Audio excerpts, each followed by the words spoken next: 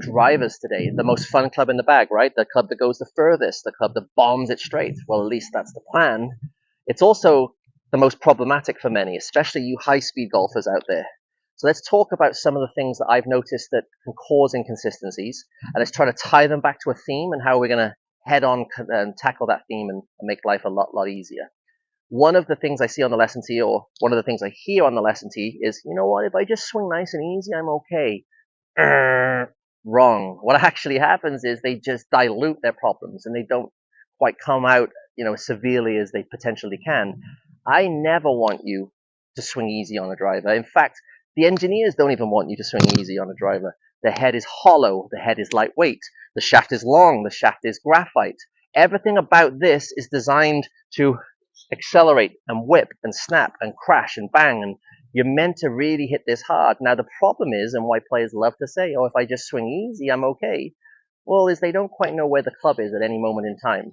So I'm going to encourage you today with some tips to learn where the club head is and to learn where you are, and realize that if we can make this X factor, X being the line of the shaft and the plane, and your spine angle being the other line, if we can create that X, you're going to feel so good about delivering the club in the same place every time and releasing it from that point every time.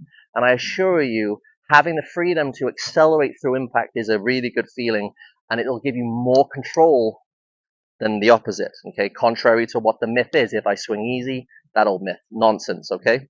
So some of the things I like to feel like, and I am a sufferer of early extension, I've been battling it my whole career, and one thing I notice is as I get into this position, my hips and my spine angle straighten.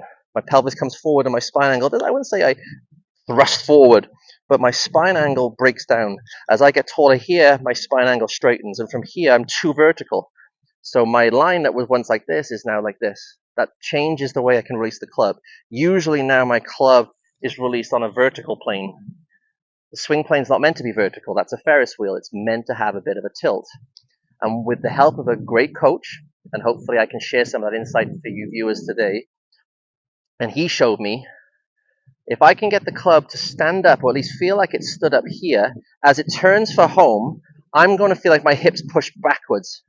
Watch what happens as I push my hips backwards. You see how the hands kind of fall with me? So now I have a shaft and the butt of the club pointing back down to the golf ball, and my spine is tilting the other way. And there is my X. That's the X factor. That's what we're looking for. If we can maintain this for a lot longer as we turn back down to the golf ball, in this position, you're going to feel like you have to release, you have to accelerate, and you have to pull the trigger. You want that feeling. You never want to hang on to a driver, okay? So let's try that in motion and see if we can make a driver release from a great position. Accelerating, letting it go.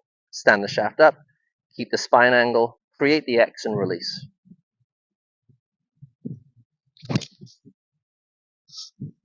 Yep, I'll take that one all day. Have some fun with it. Remember the X, the spine and the shaft. Let them work together. Bombs away.